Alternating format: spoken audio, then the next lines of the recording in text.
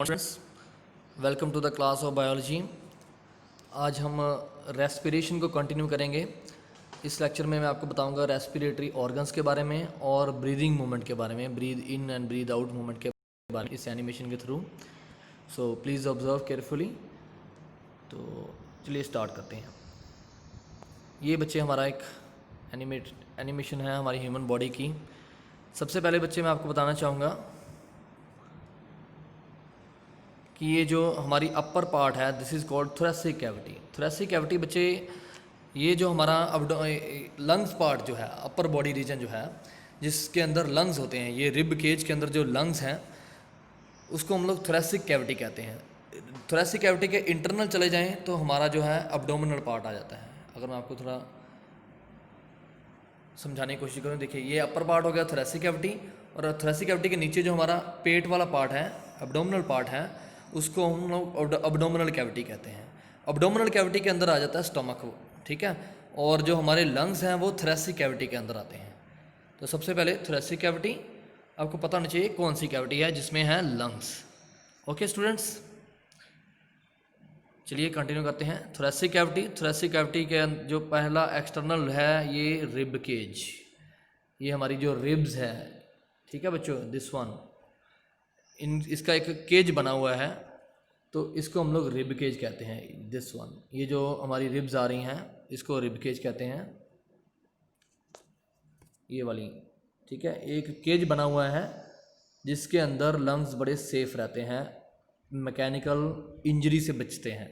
मान लो हम लोग गिर जाते हैं तो हमारे लंग्स थोड़े सॉफ्ट ऑर्गन्स हैं तो इनके ऊपर कुछ ज़्यादा इफेक्ट नहीं पड़ता, ठीक है। तो ये रिब केज जो है, रिब का जो केज है, इसको सपोर्ट भी करता है और सेफ रखता है इनको, ऑर्गन्स को इसके अंदर, ठीक है बच्चों। तो ये रिब केज क्लियर है बच्चों।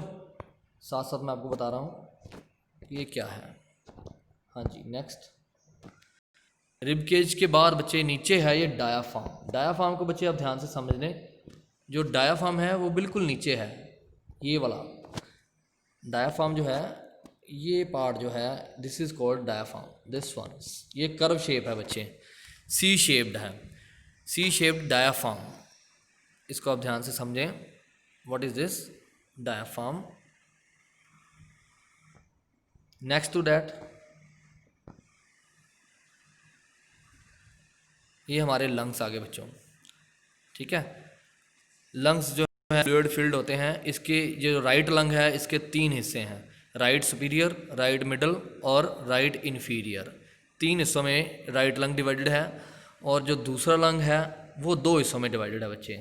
उसका है लेफ्ट सुपीरियर और लेफ्ट इन्फीरियर, 2 हिस्सों में लंग्स जो है, राइट और लेफ्ट, राइट वाला लेफ्ट में, 3 में, ठीक है। इसको ज़रा दोबारा से देख लेते हैं। जो राइट लंग है वो 3 हिस्सों में डिवाइडेड है, ये वाला, ये राइट सुपीरियर, राइट इन्फीरियर और राइट इन्फीरियर। राइट लंग 3 हिस्सों में और लेफ्ट लंग जो है वो 2 हिस्सों में डिवाइडेड है। क्लियर है बच्चों। सुपीरियर और इन्फीरियर मतलब ऊपर वाला सुपीरियर, नीचे वाला इन्फीरियर, और बीच वाला मिडल वाला मिडल, ठीक है। तो ये आएगा लेफ्ट सुपीरियर, लेफ्ट इन्फीरियर, 2 हिस्सों में जो लंग्स हैं डिवाइडेड है। नेक्स्ट टू डैट ये जो 2 पाइप्स हैं इनको हम लोग ब्रोंकी बोलते हैं बच्चे, ब्रोंकी। ब्रोंकी को ज़रा ध्यान से देखें, ये नीचे से ऊपर वीडियो जा रही है, वैसे हमें ऊपर से नीचे आना था।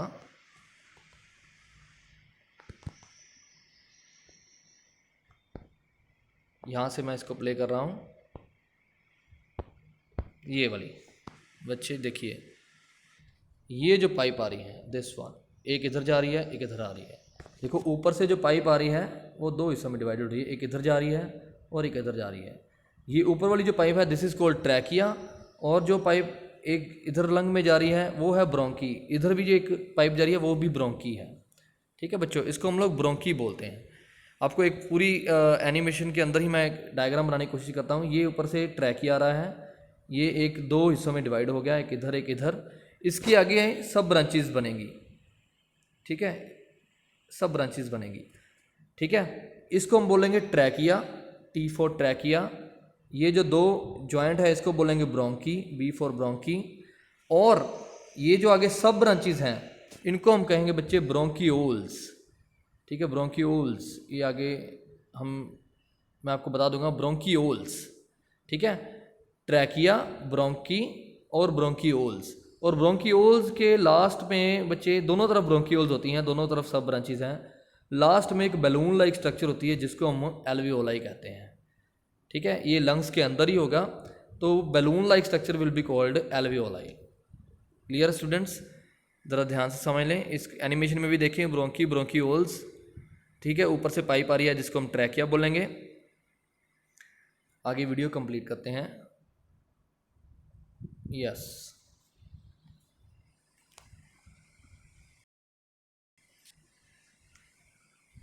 So this is bronchi.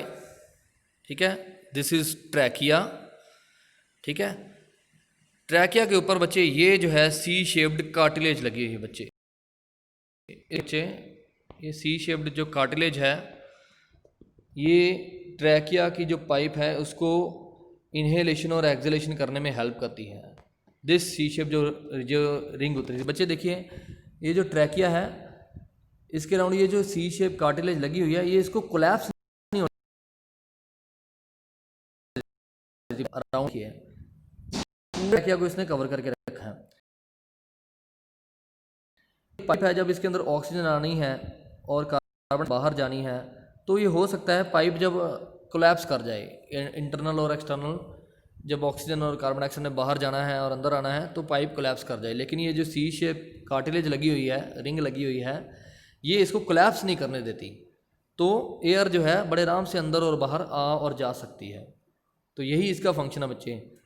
इसका मेन फंक्शन है कि इस पाइप को कोलैप्स होने से बचाना, ताकि ऑक्सीजन और कार्बन डाइऑक्साइड बड़े आराम से अंदर और बाहर आ सके। C shaped cartilage. ओके, हाँ जी बच्चे, नेक्स्ट टू डैट हमारा आ गया फेरिंग्स। ये वाला जो पार्ट मैंने आपको पहले ही बताया था, फेरिंग्स, जहाँ पे एयर पाइप और विंड पाइप होती हैं। ड्यूरिंग इनहेलेशन, ये देखिए बच्चे दिस वन, ज़रा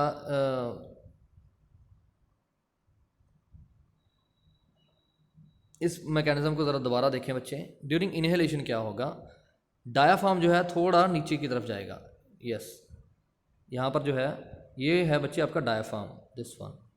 ठीक है, ये पहले सी शेप होगा, कर्व होगा, लेकिन जैसे ही थोड़ी ऑक्सीजन अंदर जानी है तो ये नीचे की तरफ आएगा, नीचे की तरफ मूव करेगा। तो नीचे की तरफ जो मूव करेगा थोड़ा सा हल्का सा ये पहले कर्व ज़्यादा है, फिर बाद में हल्का सा फ्लैट होगा। फ्लैट होने से क्या होगा, ये जो लंग्स हैं ये थोड़े से एक्सपैंड करेंगे बाहर की तरफ, तो इनमें हवा भरने की कैपेसिटी आ जाएगी। ठीक है, ज़रा देखिए इस मूवमेंट को एनिमेशन के थ्रू। ये देखिए ड्यूरिंग इनहेलेशन क्या होना बच्चे, पहले डायाफ्राम जो है नीचे जाएगा। ठीक है, देन लंग्स एक्सपैंड, ये डायाफ्राम नीचे गया, लंग्स एक्सपैंड किए, तो बाहर से जो एयर है वो इनसाइड मूव कर गई। इस मूवमेंट में जैसे देखिए बच्चे, इस डायग्राम में आपको ये बैलून लाइक स्ट्रक्चर्स दिखा रखी हैं। ठीक है, ये बैलून लाइक जो स्ट्रक्चर्स हैं इसको एल्वियोलाई कहते हैं, ये मैंने आपको बताया था। तो बैलून लाइक स्ट्रक्चर जो है यहाँ पे आएगी बच्चे, ये वाली, ये छोटे छोटे बैलून देखिए, दिस वन, इनको एल्वियोलाई कहते हैं। ठीक है, तो इसके अंदर ऑक्सीजन आनी है। एक्सहेलेशन के जब इनहेलेशन होनी थी ऑपोजिट था, इनहेलेशन के दौरान क्या हुआ था कि डायाफ्राम डाउनवर्ड गया था, लेकिन जब एक्सहेलेशन होनी है तो डायाफ्राम जो है अपवर्ड जाएगा। दिस मूवमेंट जो है, पहले इसकी डायाफ्राम की मूवमेंट फ्लैट हो गई थी, लेकिन जब एक्सहेल करना है तो डायाफ्राम फिर से अपनी कर्व शेप में आ जाएगा। तो जो लंग्स एक्सपैंड किए थे वो लंग्स दोबारा फिर से श्रिंक कर जाएंगे, तो इनमें से जो ऑक्सीजन या जो एयर इसके अंदर गई है वो बाहर आ जाएगी। ठीक है बच्चों, ड्यूरिंग एक्सहेलेशन, इनहेलेशन ऑक्सीजन अंदर, गैस अंदर, ये स्वेल कर गए एल्वियोलाई। एक्सहेलेशन के दौरान डायाफ्राम जो है वो फिर से अपनी शेप में आ जाएगा, कर्व में, और ये देखिए फिर ये एल्वियोलाई है वो श्रिंक कर गए, एक्सपैंड थे वो श्रिंक कर गए, तो गैस बाहर चलेगी। ठीक है, this is the inhalation and exhalation of human respiratory system. ठीक है बच्चों, this is called breathing. Breathe in and breathe out. Breathe in में हमने करना है ऑक्सीजन अंदर, ठीक है, ये इस तरह से मूवमेंट होती है ब्रीद इन और ब्रीद आउट की। ठीक है बच्चों, सो आई होप आपको ये ब्रीदिंग मूवमेंट थोड़ी समझ आई होगी। एक बार बच्चे याद रखें, लास्ट में क्या होना होता है, लास्ट में जो ऑक्सीजन है वो एल्वियोलाई के अंदर यस बच्चों, तो यही रेस्पिरेशन इन ह्यूमन हमने देखा था। अभी अभी हमने जो हिस्सों को देखा, जो nasal cavity, pharynx, larynx, bronchioles, ठीक है, सॉरी लेरिंग्स के बाद आ गया हमारा ट्रैकिया, ट्रैकिया के आगे ये जो सब ब्रांचेज है दैट इज़ ब्रोंकाई, ब्रोंकाई के आगे आ गया एल्वियोलाई। तो लास्ट में जो ऑक्सीजन है एल्वियोलाई के अंदर जानी है बच्चों। ठीक है, एल्वियोलाई ही जो पार्ट है जहाँ पर गैस का एक्सचेंज होना है। दिस वन बच्चे, ये जो बैलून लाइक स्ट्रक्चर थी दिस इज़ कॉल्ड एल्वियोलाई। इसके अराउंड ब्लड वेसल्स होती हैं, तो ब्लड वेसल्स में ब्लड में ऑक्सीजन जानी होती है। तो जब यहाँ पर ऑक्सीजन अंदर आती है तो लास्ट पार्ट जो है एल्वियोलाई तक पहुँचती है। एल्वियोलाई से जो ऑक्सीजन है वो कहाँ चली जाती है, ब्लड के अंदर, और ब्लड में से जो कार्बन डाइऑक्साइड है वो दोबारा फिर से लंग्स में आ जाती है और लंग्स एक्सहेलेशन के दौरान उसको बाहर निकाल देते हैं। ठीक है, this is mechanism breathe in and breathe out. ये एक मॉडल दिखाया हुआ है ब्रीदिंग का, ब्रीद इन और ब्रीद आउट का। इसमें देखिए बच्चे, जब ब्रीद इन कर रहा है चेस्ट कैविटी एक्सपैंड्स, ये वर्डिंग ज़रा साथ में लिखिए, इसको देखें। Chest cavity expand, ribs outward move हो रहे हैं, डायाफ्राम जो है नीचे की तरफ कॉन्ट्रैक्ट कर रहा है। ये पहले कर्व शेप है तो नीचे की तरफ फ्लैट होगा, तो चेस्ट कैविटी बढ़ने से ऑक्सीजन अंदर आ जाएगी। और जैसे ही डायाफ्राम दोबारा फिर से अपनी शेप लेगा ब्रीद आउट में, तो लंग्स देखिए पहले एक्सपैंड करे थे इसमें, अब ये लंग्स जो है श्रिंक कर गए, तो इसके अंदर जो गैस है वो बाहर आ जाएगी। ठीक है, जब हम ब्रीद इन करते हैं तो O2 अंदर चली जाती है एल्वियोलाई में, एल्वियोलाई में O2 चली जाती है ब्लड में, और फिर जब ब्रीद आउट करते हैं तो एल्वियोलाई से ब्लड से जो कार्बन डाइऑक्साइड है वो लंग्स में आ जाती है, then it goes out through the similar path. ठीक है, पाथ वही है बच्चों। ठीक है, नोस्ट्रिल हमारा लेरिंग्स, लेरिंग्स के आगे लंग्स, लंग्स के आगे जो है ट्रैकिया, सॉरी पहले आ जाएगा हमारा लेरिंग्स, लेरिंग से ट्रैकिया, ट्रैकिया से फिर ट्रैकिया से कहाँ जाएगा, ब्रोंकाई में, ब्रोंकाई से आगे चला जाएगा ब्रोंकियोल्स में, ब्रोंकियोल्स से आगे आ जाएगा एल्वियोलाई में। इस यहाँ से देख ले, ये मूवमेंट होनी बच्चे, यहाँ से इधर और इधर, और ये जो सब ब्रांचेस हैं सब ब्रांचेस के लास्ट में लगा हुआ है एल्वियोलाई। फिर दोबारा जो क्या होगा, कार्बन डाइऑक्साइड एल्वियोलाई में, एल्वियोलाई से ब्रोंकियोल्स में, ब्रोंकियोल्स से आ जाएगी ब्रोंकाई में, ब्रोंकाई में, ब्रोंकाई से ट्रैकिया में, ट्रैकिया से लेरिंग से होते हुए फेरिंग से निकलते हुए नेजल कैविटी से कार्बन डाइऑक्साइड बाहर। ठीक है बच्चों, यही ब्रीद इन और breathe in breathe out movement होगी, जिससे अभी ऑक्सीजन अंदर गई है हमारी बॉडी के अंदर। ठीक है, डायाफ्राम की मूवमेंट मैंने आपको बता दी कि ये सी शेप होता है, कर्व शेप, और फ्लैट, पहले फ्लैट हो जाता है फिर दोबारा सी शेप में आता है, flat C shape, flat C shape. इस तरह से जो है डायाफ्राम की जो मूवमेंट रहेगी, जिससे ऑक्सीजन और कार्बन डाइऑक्साइड अंदर और बाहर आएंगे और जाएंगे।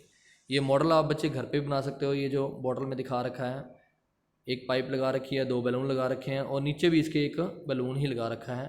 जैसे हम इसको पुल करेंगे तो इससे एयर जो है अंदर आएंगी, बैलून जो है स्वेल कर जाएंगे, बैलून फूलेंगे तो फिर जो है एयर उसके अंदर आ गई। तो सिमिलर हमारी जो है वाई शेप, जो एक ट्यूब ले रखी है वाई शेप, क्योंकि ये हो गया ट्रैकिया और ये हो गया ब्रोंकाई, ब्रोंकाई के आगे ब्रोंकियोल्स, ब्रोंकियोल्स के आगे एल्वियोलाई। ये चलो इसमें विजिबल तो नहीं है, लेकिन इसमें जब हम इंस्पिरेशन और एक्सपिरेशन 2 मॉडल के थ्रू हम लोग चीज़ें दिखा सकते हैं, what is inspiration and what is expiration.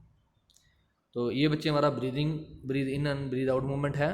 इसको ऐसे ही आपने याद रखना है, हमारे रेस्पिरेटरी ऑर्गन्स को याद रखना है, और ब्रीदिंग मूवमेंट का मैकेनिज़्म जो है इसको आपने पढ़ना है। ठीक है, इसमें किसी को प्रॉब्लम हुई तो मुझे शेयर कर सकते हैं। आई होप आपको इतना समझ आ गया होगा कि ये ब्रीदिंग मूवमेंट क्या है और कैसे ये फंक्शन करती है। ठीक है बच्चों, चलिए नेक्स्ट वीडियो में इससे आगे करेंगे।